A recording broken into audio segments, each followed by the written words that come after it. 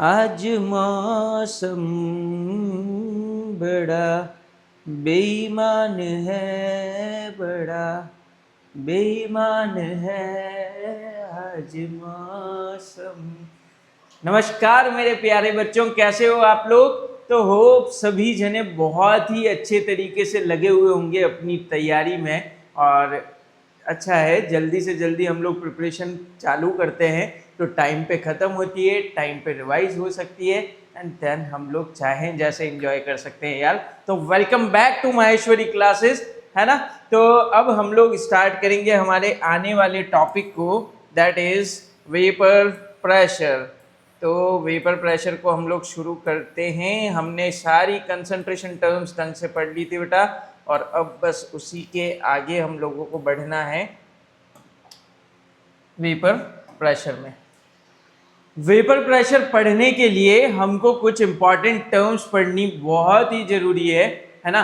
और वो important term है क्या, सबसे पहले वेपर क्या होता है, वेपोराइजेशन क्या होता है, प्रेशर क्या होता है ना। तो इसकी शुरुआत जो होगी वो हम करेंगे एवेपोरेशन से। थोड़ा सा बोर्ड एडजस्ट कर देते हैं। हाँ, अभी आप लोगों को थोड़ा क्लियर होगा। Okay, good good good good. चलिए नेक्स्ट,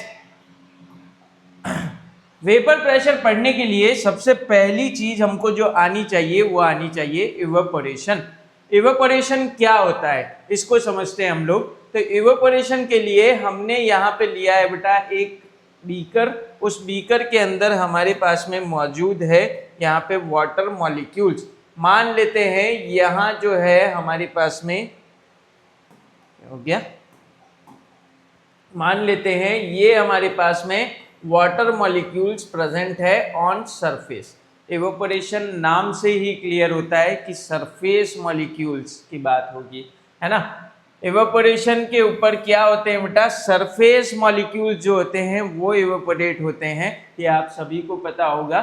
ठीक है, रीजन क्या होते हैं, सरफेस मॉलिक्यूल्स ही क्यों इवेपोरेट होते हैं। तो देखिए ये सारे सरफेस मॉलिक्यूल्स की बात करते हैं। तो इन सभी सरफेस मॉलिक्यूल्स को अगर मैं कंपेयर करूं बल्क मॉलिक्यूल्स से, अगर मैं ये बल्क में पड़ा हुआ जो मॉलिक्यूल है इसको कंपेयर करूं, ये बल्क वाला जो मॉलिक्यूल है, तो इसमें चारों तरफ से फोर्स लगा हुआ है, चारों तरफ से फोर्स लगा हुआ है। लेकिन अगर मैं इस सरफेस मॉलिक्यूल की बात करूं तो इसके अंदर मेरे पास सिर्फ 3 डायरेक्शनल फोर्स है कंपैरेटिव टू बल्क मॉलिक्यूल। ये क्या है हमारे पास, बल्क मॉलिक्यूल है, ठीक है, और ये क्या है हमारे पास, सरफेस मॉलिक्यूल है। तो surface molecule comparative to bulk molecule क्या रखता है, लेस फोर्स ऑफ अट्रैक्शन रखता है, इसीलिए ये इवेपोरेट होते हैं। पहला पॉइंट क्लियर। दूसरा पॉइंट, इन मॉलिक्यूल्स की काइनेटिक एनर्जी कंपैरेटिव टू, ये जो सरफेस पे आए हैं इन मॉलिक्यूल्स की अंदर के मॉलिक्यूल्स से काइनेटिक एनर्जी ज्यादा थी,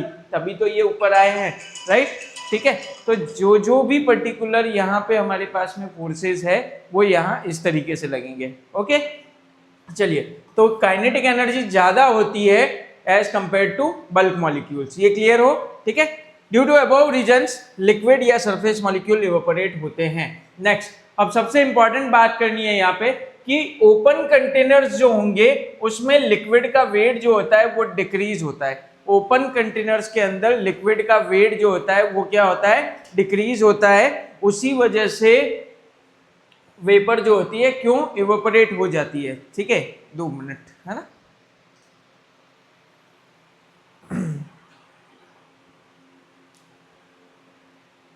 चलिए, फोन साइलेंट कर दिया है। हाँ, तो ओपन कंटेनर्स जो होते हैं इनमें क्या होता है बेटा, वेट ऑफ लिक्विड डिक्रीज हो जाता है। क्यों, क्योंकि वेपर्स क्या हो गई, इवेपोरेट हो गई वहां से। तो वेपर के इवेपोरेट होने की वजह से, ये ओपन कंटेनर है, इस ओपन कंटेनर के अंदर ये हमने पानी रख दिया। अब पड़े पड़े ये तो उड़ेगा ना, उड़ेगा उड़ेगा तो इसका जो वेट होगा वो क्या होता जाएगा, कम होता जाएगा, राइट। ठीक है, तो हम कभी भी वेपर प्रेशर ओपन कंटेनर्स के केस में निकाल ही नहीं सकते हैं, क्यों? क्योंकि यहाँ से थोड़ा वेपर उड़ा, फिर थोड़ा उड़ा, फिर थोड़ा उड़ा, तो हवा के अंदर जाके मिक्स हो जाता है, तो वेपर प्रेशर कभी भी एक जैसा निकल नहीं पाएगा। हमको चाहिए इक्विलिब्रियम कंडीशन, जहां पे एक जैसा वेपर प्रेशर हो, वहां अपन निकाल पाएंगे। ठीक है, वेपर एस्केप हो जाती है कंटेनर में से, तो हम लोग प्रेशर नहीं बचा सकते। लेकिन क्लोज कंटेनर्स की अगर बात करें, क्लोज कंटेनर्स की बात करें, तो हमारे पास में दो क्वेश्चंस यहां से अराइज होते हैं। क्या ये क्लोज्ड कंटेनर लेते हैं हम लोग यहाँ पे, क्या इस क्लोज्ड कंटेनर में से ये जो मॉलिक्यूल्स है, ये जो मॉलिक्यूल्स है, क्या इस क्लोज कंटेनर में से ये निकलेंगे क्या बाहर? क्या हमने यहां से इसको पैक कर दिया, ध्यान से समझिएगा, हमने यहां से इसको पैक कर दिया, क्या इसमें से ये वेपर एस्केप हो सकती है क्या? डेफिनेटली नहीं हो सकती, फर्स्ट थिंग। अगर ये वेपर एस्केप नहीं हुई तो दूसरा सवाल है, क्या इसका वेट रिड्यूस होगा क्या? नहीं होगा। समझ में आ गई बात? ठीक है, तो इसका वेट कभी भी रिड्यूस नहीं होगा, फर्स्ट थिंग। सेकेंड थिंग, ये इवेपोरेशन अंदर ही चलता रहेगा। तो देखिए क्या होगा कि यहाँ पे इवेपोरेशन होगा, यहाँ पे इवेपोरेशन होगा, और सेम टाइम पे क्लोज कंटेनर होने की वजह से वेपर ऊपर जाएगी, टकराएगी, वापस नीचे आएगी, मतलब क्या होगा? कंडेंसेशन होगा। क्या होगा बेटा? कंडेंसेशन। तो जब रेट ऑफ इवेपोरेशन इक्वल हो जाएगी किसके? रेट ऑफ कंडेंसेशन के, हम बोल सकते हैं यहां पे क्या अचीव हो गया है? इक्विलिब्रियम अचीव हो गया है। और इक्विलिब्रियम अचीव होने पे अब जो अंदर यहाँ पे वेपर प्रेशर जनरेट हो रहा है, अब जो वेपर्स का प्रेशर जनरेट हो रहा है, उसे हम क्या कहेंगे बेटा? Vapour pressure. ठीक है, इसी चीज को क्या कहा जाएगा? Vapour pressure. राइट, सभी को समझ में आ रहा है? ठीक है, अच्छे से समझिए। जब लिक्विड और वेपर की स्टेट इक्विलिब्रियम में आ जाएगी, तब यहां जो स्टेट होगी वेपर के, जो प्रेशर लिया जाएगा, उसको हम क्या बोलेंगे? वेपर प्रेशर बोलेंगे। अब इस वेपर प्रेशर को डिनोट किससे करें? तो इस वेपर प्रेशर को डिनोट किया जाता है जब ये प्योर स्टेट में हो, तो P0A या P0B, डिपेंड करता है सॉल्वेंट है या सॉल्यूट है। ठीक है, P0A या P0B से डिनोट किया जाएगा इसको। तो P0A लिखा है, मैंने एक टर्म आपको बता देता हूं कि अगर कहीं पे भी A लिखा हो तो इसको मान के चलिए कि ये सॉल्वेंट है, और B लिखा हो तो हम लोग मान लेते हैं कि ये सॉल्यूट है। ठीक है, तो अभी अपन सॉल्वेंट के केस में बात कर लेते हैं, तो इसको क्या बोलेंगे? P0A। ठीक है, एक बार वापस से फटाफट देख लेते हैं हम लोग। क्या देखेंगे बेटा? कि अगर कहीं पे भी हमारे पास में ऐसा कोई कंटेनर है, ठीक है, कहीं भी हमारे पास ऐसा कोई कंटेनर है जिसमें मॉलिक्यूल्स पड़े हुए हैं लिक्विड के, इसको हमने क्लोज कर दिया, क्लोज करके ये इवेपोरेशन हुआ, इवेपोरेशन होते टाइम पे यहाँ पे इवेपोरेशन हो रहा है, और ऊपर क्लोज होने की वजह से वापस कंडेंसेशन भी होगा। जब रेट ऑफ इवेपोरेशन और रेट ऑफ कंडेंसेशन इक्वल हो जाएगी, तब यहाँ पे हम जो वेपर का प्रेशर मेजर करेंगे उसको क्या बोलेंगे? Vapour pressure. मान लेते हैं ये सॉल्वेंट है, तो इस सॉल्वेंट का रिप्रेजेंटेशन किस चीज से होगा? P0A से होगा। Done, clear?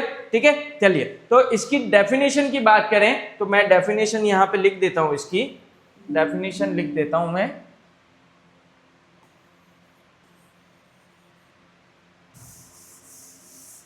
मिलके भी हम ना मिले, तुमसे न जाने क्यों। चलिए, definition, at equilibrium,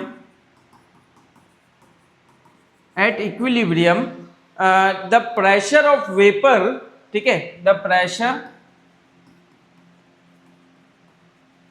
of vapor above the surface of liquid is known as vapor pressure। Done, ठीक है, ये आपकी वेपर प्रेशर की डेफिनेशन हो गई। चलिए आगे बढ़ते हैं हम लोग। फैक्टर्स जिसके ऊपर वेपर प्रेशर डिपेंड करता है। ओके, पहला फैक्टर है, it does not depend upon shape and size of the container. ठीक है, शेप और साइज से क्या लेना देना है वेपर प्रेशर को। डन, ठीक है। नेक्स्ट, अमाउंट ऑफ लिक्विड पे डिपेंड नहीं करता है। नेक्स्ट, डिपेंड्स करता है किसके ऊपर, नेचर ऑफ सब्सटेंसेस के ऊपर। तो अगर नेचर ऑफ सब्सटेंसेस के हिसाब से सब्सटेंसेस को डिवाइड किया जाए तो दो तरीके के सब्सटेंसेस होते हैं, एक होता है वॉलेटाइल, एक होता है नॉन वॉलेटाइल। अब देखिए समझिए, मैंने पी नॉट किसको बोला था, वेपर प्रेशर को बोला था। अगर कहीं पे वेपर प्रेशर उड़ रही है, अगर कहीं पे वेपर प्रेशर बन रही है, तो मुझे बताइए क्या उस केस में पी नॉट जीरो होगा क्या? अरे भैया मैंने इधर भी जीरो लिखा है, इधर भी जीरो लिखा है, P naught equals to zero. मुझे बताइए आप लोग कि किस केस के अंदर पी नॉट जीरो नहीं होगा सर, किस केस में पी नॉट जीरो नहीं होगा और किस केस में होगा? P naught is equal to zero का मतलब क्या है, वेपर प्रेशर बन ही नहीं रही है, और वेपर प्रेशर नहीं बन रही है किस केस में, जब कोई उड़ेगा ही नहीं तो वेपर प्रेशर बनेगा ही नहीं, ठीक है। तो वॉलेटाइल का मतलब क्या होता है, वॉलेटाइल मतलब होता है जो पड़े पड़े उड़ने की टेंडेंसी रखते हैं, फॉर एग्जाम्पल पेट्रोल, ठीक है। पेट्रोल को अगर खुला छोड़ दें तो वो उड़ेगा, तो that is volatile. Non volatile, शक्कर को अगर रख दें तो पड़े पड़े उड़ेगी क्या? नहीं उड़ेगी, ठीक है। तो नॉन वॉलेटाइल उनको बोलते हैं जो पड़े पड़े उड़ने की टेंडेंसी नहीं रखते, और वॉलेटाइल उनको बोलते हैं जो पड़े पड़े उड़ जाते हैं। अगर उड़ रहे हैं तो मतलब वेपर जनरेट हो रही है, और वेपर जनरेट हो रही है मतलब वहां पे वेपर प्रेशर भी आएगा मतलब वेपर प्रेशर कभी भी जीरो के इक्वल नहीं हो सकता। लेकिन उड़ ही नहीं रहे हैं, वेपर बन ही नहीं रही है, तो फिर वेपर प्रेशर कहां से जनरेट होगा बेटा, ठीक है, नहीं जनरेट होगा ना, तो वहां पे P naught is equal to हमेशा क्या होगा, जीरो। ओके, एग्जांपल्स पे बात करते हैं। तो वॉलेटाइल में CH3OH, methanol, ethanol, water, benzene, toluene, ये कुछ एग्जांपल्स है हमारे वॉलेटाइल सॉल्वेंट्स के। और यहाँ पे नॉन वॉलेटाइल यूरिया का फॉर्मूला दिमाग में रखिएगा, NH2CO NH2, ठीक है। ग्लूकोज C6H12O6, है ना, एंड सुक्रोज C12H22O11। अरे सर ये तो शुगर का होता है, अरे तो सुक्रोज शुगर ही तो होती है भैया, ठीक है। तो ये हमको करना है या डन। चलिए नेक्स्ट वेपर प्रेशर जो होती है ये टेम्परेचर पे भी डिपेंड करती है, जैसे जैसे टेम्परेचर बढ़ेगा इवेपोरेशन भी बढ़ेगा, और इवेपोरेशन बढ़ेगा तो वेपर प्रेशर भी क्या होगा बेटा, बढ़ेगा। देखिए टेम्परेचर बढ़ाएंगे इवेपोरेशन बढ़ेगा, इवेपोरेशन बढ़ेगा तो वेपर बढ़ेगी, वेपर बढ़ेगी तो वेपर प्रेशर बढ़ेगा, ठीक है, समझ आ गई। लेकिन इसका ग्राफ जो होता है बेटा वो कुछ इस तरीके से चलता है, मतलब कॉन्स्टेंटली नहीं बढ़ता है, कर्व फॉर्म के अंदर बढ़ता है, राइट, ठीक है। चलिए next, vapour pressure of solution. Properly हम लोग एंटर होते हैं हमारे अगले टॉपिक के अंदर, that is vapour pressure of solution. देखिए वेपर प्रेशर का मतलब क्या होता है, बताओ, अरे बोलो अभी पढ़ लिया है। अरे वेपर प्रेशर का मतलब क्या होता है बेटा, जहां पे इक्विलिब्रियम स्टेट पे जब रेट ऑफ इवेपोरेशन और रेट ऑफ कंडेंसेशन बराबर हो जाते हैं उसको अपन वेपर प्रेशर बोलते हैं। डन यार, ठीक है। सॉल्यूशन जो होते हैं ये किस किस चीज से बना हुआ है बेटा, सॉल्यूट और सॉल्वेंट। हम यहाँ पे अब दो केस की बात करेंगे, that is case 1 and case 2, ठीक है। केस 1 में क्या करना है, सॉल्यूट जो है उसको भी वॉलेटाइल लेना है और सॉल्वेंट को भी वॉलेटाइल लेना है, मोस्ट इजी केस, ठीक है। एंड केस 2 में सॉल्यूट नॉन वॉलेटाइल लेंगे, सॉल्वेंट को वॉलेटाइल ही रहने दो ताकि वेपर प्रेशर जनरेट हो। अरे दोनों अगर नॉन वॉलेटाइल ले लोगे तो वेपर किसका बनेगा, क्या बात करते हो यार, ठीक है, डन। चलिए next, vapour pressure of solution containing 2 volatile liquids, ठीक है। अब हम लोग हमारे बहुत ही इंपॉर्टेंट टॉपिक में आ चुके हैं, वेपर प्रेशर सॉल्यूशन का, जिसमें दोनों ही वॉलेटाइल लिक्विड्स हो। मतलब हमारा केस 1, ये देखिए पहला केस 1 वॉलेटाइल लिक्विड ही सॉल्यूट हो और वॉलेटाइल ही क्या हो, सॉल्वेंट हो, ठीक है। तो हम दो वॉलेटाइल लिक्विड्स ले रहे हैं, समझिएगा। ये हमने एक कंटेनर लिया, ये हमने दूसरा कंटेनर लिया, इन दोनों को जोड़ दिया, यहाँ पे ये हमने लिक्विड्स ले लिए और इन दोनों को मिक्स करके हमने ये फाइनल सॉल्यूशन बना लिया, डन, ठीक है। मान लेते हैं कि A जो है हमारा क्या है बेटा, सॉल्वेंट है, एंड B जो है हमारा क्या है, सॉल्यूट है। A is our solvent and B is our solute, ठीक है।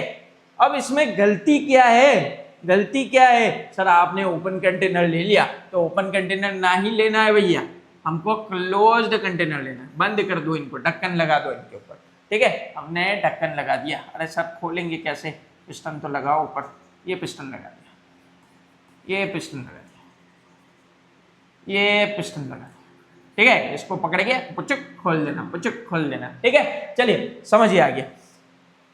जब ए की बात करते हैं, ये मान लेते हैं ए लिक्विड है, ये मान लेते हैं बी लिक्विड है ना। हम लोग ए लिक्विड की बात कर रहे हैं, तो इस ए लिक्विड के अंदर वेपर बनेगी, यस सर। बी लिक्विड में वेपर बनेगी, यस सर। क्यों बनेगी? क्योंकि दोनों का नेचर क्या है, वॉलेटाइल है। अब इसकी जो वेपर बनेगी उसको अपन क्या बोलेंगे, पी नॉट ऑफ ए। क्या बोलेंगे, पी नॉट ऑफ ए। क्यों पी नॉट? नॉट रिप्रेजेंट किसको कर रहा है, this is a pure liquid A, ठीक है। पी मतलब प्रेशर, ठीक है, ए मतलब सॉल्वेंट। तो जब वेपर प्रेशर लिया जाएगा प्योर स्टेट में ए की, तो उसको लिखा जाएगा P not of A. Done. यहाँ पे भी बी का प्योर स्टेट ही है सर, तो पी नॉट ऑफ बी लिख देते हैं सर, ठीक है। लेकिन इसमें क्या होगा बेटा, इसमें ए बी दोनों मिलेंगे और दोनों ही वॉलेटाइल है, तो हवा में भी क्या मिलेंगे, दोनों मिलेंगे। तो दोनों का जो प्रेशर देखा जाएगा, तो पी ए और पी बी ये क्या है, सॉल्यूशन। ये क्या है, सॉल्यूशन। तो सॉल्यूशन में पी ए और पी बी दोनों लिखा जाएगा, नॉट हम नहीं लगाएंगे। क्यों? They are in mixing state, they are in mixed state, ठीक है।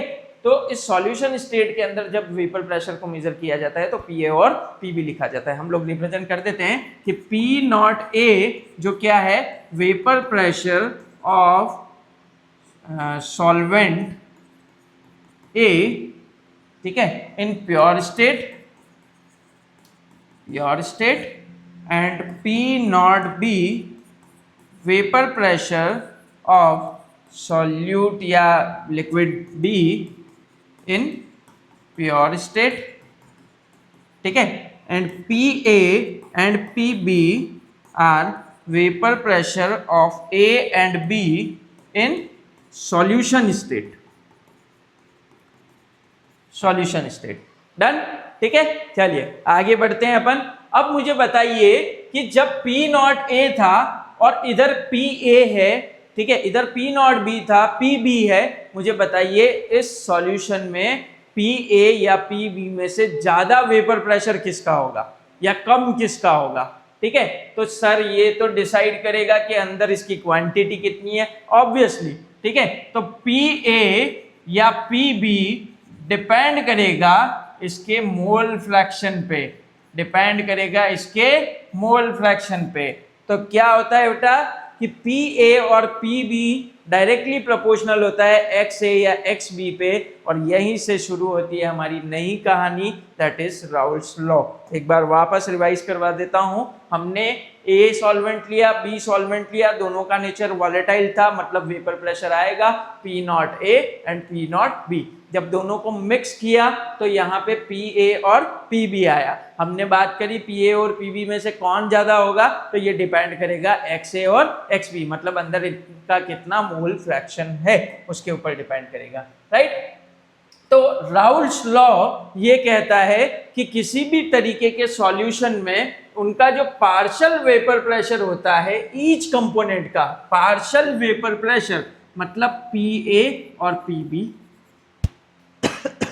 पार्शियल वेपर प्रेशर मतलब पी ए और पी बी, ये डायरेक्टली प्रोपोर्शनल होते हैं, ये directly proportional to the mole fraction of that component, to the mole fraction of that component. बोलो, आया, समझ आया, ठीक है, to the mole fraction of that component. बोलिए, कोई डाउट, कुछ दिक्कत इस चीज में, किसी को भी कोई दिक्कत हो तो बोलिए बेटा, ठीक है, बोलिए बोलिए बोलिए बोलिए बोलिए, अरे बोलो।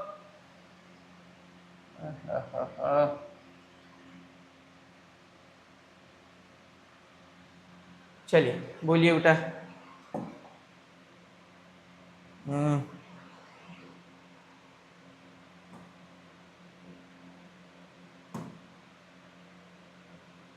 काहे घबराए राजा।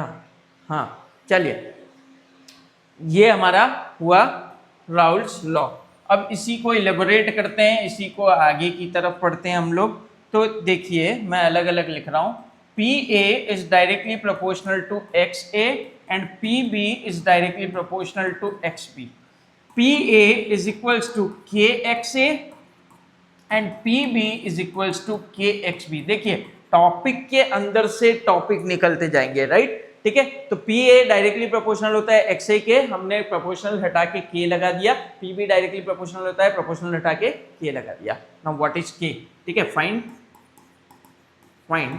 K. K कैसे निकालेंगे? तो मान लेते हैं, let us consider pure liquid A. ठीक है, इस तरफ भी करते हैं हम लोग, let us consider pure liquid B. ठीक है, अब ध्यान से समझिए, इधर देखिए. ठीक है, प्योर लिक्विड A के केस में PA को क्या लिखेंगे? P naught A. Pure liquid A के केस में PA को क्या लिखेंगे? P naught A. K को तो K ही लिखा जाएगा. अच्छा, प्योर लिक्विड A है तो मुझे बताइए XA क्या होगा? तो XA plus XB is equals to 1 होता है सर. ठीक है, और अगर XB है ही नहीं, प्योर लिक्विड A की बात कर रहा हूं, तो मतलब B का तो कोई रोल ही नहीं है, मतलब B क्या है? 0. तो XA इज इक्वल्स टू कितना हो जाएगा? 1. तो बताइए K इज इक्वल्स टू कितना आया बेटा? P naught of A. P naught of A. Same thing इधर प्योर लिक्विड B के केस में PB को क्या लिखेंगे? P naught B is equals to K, और XB कितना होगा? 1. तो K इज इक्वल्स टू कितना हो गया? P naught of B. Done. ठीक है, अब इन्हीं K की वैल्यूज को आप लोग पुट करिए इन चीजों के अंदर, जैसे हमने किया था. PA is equals to KXA and PB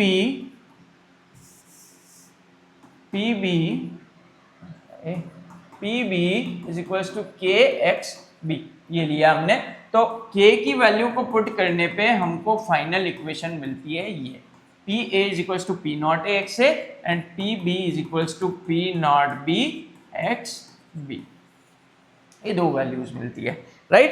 ठीक है, तो हमारे पास में अभी प्रेजेंट है आपके सामने PA की वैल्यू, PB की value. What is PA? Partial pressure. Partial pressure का मतलब क्या होता है बेटा? Individual pressure. जब कोई भी एक मिक्सचर होता है उसमें से इंडिविजुअल A के कंपोनेंट, B के कंपोनेंट पे हम लोग प्रेशर्स निकालेंगे तो उनको हम लोग क्या बोलते हैं? Partial pressures, right? ठीक है, तो partial pressure of A and B जब ये निकाला हमने, ठीक है, तो हमारे पास में वैल्यूज आई ये, राइट? ठीक है, अब मैं अगर टोटल प्रेशर निकालना चाहूं, total vapour pressure of solution, total vapour pressure निकालना चाहूं सॉल्यूशन का, इसको बोलते हैं Dalton's law of partial pressure.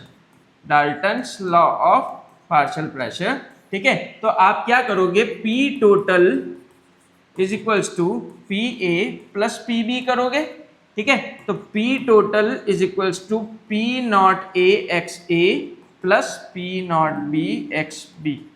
ये होगा P naught A XA plus P naught B XB. ये होगा आपका total vapour pressure, that is Dalton's law of partial pressure. Done. बोलिए, आ गया समझ में? ओके, चलिए क्वेश्चन करते हैं. Question powder Nirma.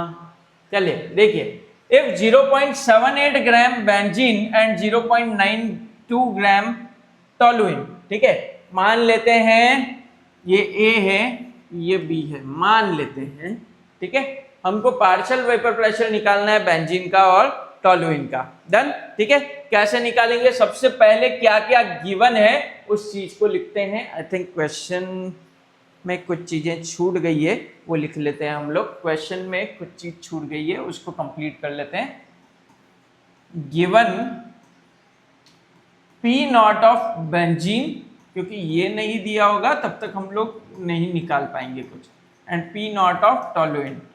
ठीक है, P नॉट ऑफ बेंजीन जो है ये यहां रख देते हैं हम लोग 400 mmHg एंड इसको रख देते हैं 200 mmHg.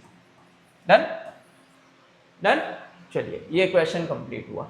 अभी PA is equals to P naught A XA and PB is equals to P naught B XB.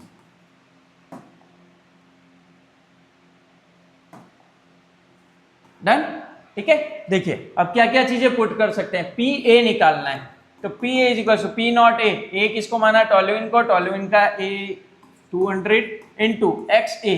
सबसे पहले आपको इधर एक्स ए और एक्स बी निकालना पड़ेगा, तो एक्स ए निकालने के लिए हमको क्या चाहिए, N A upon N A plus N B, and X B is equals to N B upon N A plus N B, या 1 माइनस करके आप निकाल सकते हो। नंबर ऑफ मोल्स कैसे निकालेंगे बेटा, given mass upon molar mass. तो देखिए बेंजीन जो होता है ये होता है C6H6, तो 12 इंटू 6 प्लस 1 इंटू 6, 12 6 या 72 प्लस 6 दैट इज 78, सॉरी है मेरी मैथ्स, दैट इज 78।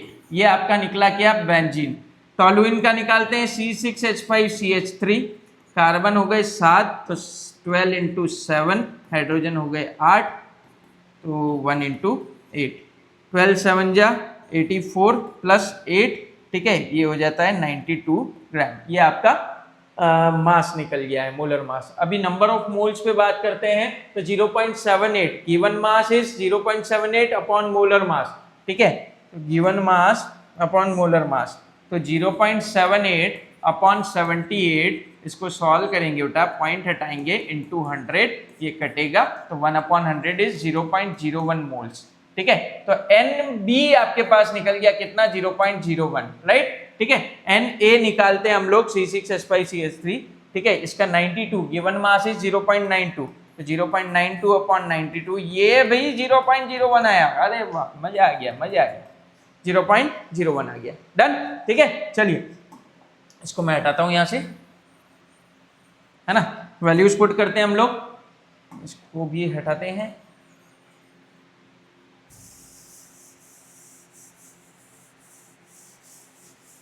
चलिए वैल्यूज पुट करते हैं, तो X A is equals to 0.01 upon 0.01 plus 0.01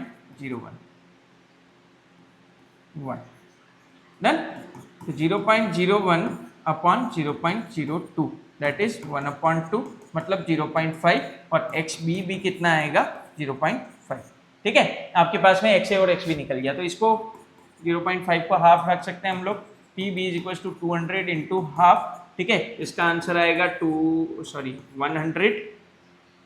400, ठीक है, इसका आंसर आएगा 200 mmHg, इसका 100 mmHg, राइट, ठीक है। टोटल वेपर प्रेशर निकालना है, तो P A plus P B is equals to 100 plus 200 is equals to 300 mmHg, ठीक है। आपको सबसे पहले ध्यान रखना पड़ेगा बेटा मोल फ्रैक्शन निकालने का, मोल फ्रैक्शन निकालने के लिए नंबर ऑफ मोल्स निकालिए, मोल फ्रैक्शन निकालिए, फिर डायरेक्टली वैल्यूज पुट करनी है यार, ठीक है, सीधा सा फॉर्मूला है, आप लोग कर सकते हो अच्छे से। चलिए नेक्स्ट क्वेश्चन करते हैं हम लोग, आ जाओ फटाफट, आ जाओ इधर आ जाओ, नेक्स्ट क्वेश्चन,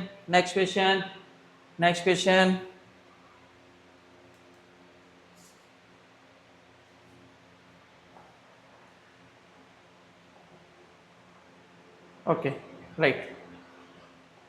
नेक्स्ट क्वेश्चन, आप लोग 3 moles of ethanol, directly moles दे रखा है, 1 mole of methanol, directly moles दे रखा है, ठीक है। Vapour pressure, individual vapour pressure दे रखे हैं, इजी क्वेश्चन है, होमवर्क में अप्रोच करिए इसको, आंसर्स कमेंट सेक्शन में आने चाहिए, राइट, ठीक है। चलिए नेक्स्ट हम लोग आगे बढ़ते हैं इसके अंदर, मोल fraction of any component in gaseous या वेपर फेज। देखो बेटा अभी तक हम लोग कर रहे थे सॉल्यूशन फेज में जब भी मोल फ्रैक्शन को निकाला जाता है तो वो एक्स से रिप्रेजेंट करता है, ठीक है, लेकिन हम लोग यहाँ पे जब गैसियस फेज के अंदर मोल फ्रैक्शन की बात करेंगे तो वाई ऑफ गैस से रिप्रेजेंट करेंगे। एक सिंपल सा फॉर्मूला आप लोगों को दिमाग में रखना है, p of gas is equals to x gas into p total, तो p of gas is equals to y gas लिखेंगे इसको, है ना। एक्स गैस क्यों लिखा, क्योंकि एक्स को हमने गैसियस कंपोनेंट्स के लिए वाई लिखा है ताकि डिफरेंशिएट किया जा सके। अगर ये मोल फ्रैक्शन निकालना है वाई ऑफ गैस का तो कैसे निकालेंगे, P gas upon P total करके हम लोग निकाल सकते हैं, राइट, ठीक है। तो इसके आगे की जो कहानी है बेटा वो है नॉन वोलेटाइल सॉल्यूट्स के लिए, इसके लिए हम लोग अगले वीडियो में मिलेंगे, ओके। पढ़ाई अच्छे से करिए। आज जो टॉपिक पढ़ा है बेटा थोड़ा सा स्पीड अप हुआ है, लेकिन वो टॉपिक इतना मेजर नहीं है जितना हमको टाइम लगे उसको पढ़ने में, राइट? ठीक है, अच्छे से पढ़ाई करिए। कोई भी प्रॉब्लम हो आप लोग कमेंट्स के अंदर डालिए, मैं डेफिनेटली उसका कोशिश करूंगा आप लोगों को रिप्लाई देने का, है ना? आप लोग अच्छे से पढ़ाई करिए इस टॉपिक को, और अलॉन्ग विद आगे के टॉपिक हम लोग नेक्स्ट वीडियो में मिलते हैं। तब तक के लिए जय हिंद, जय भारत, बाय बाय।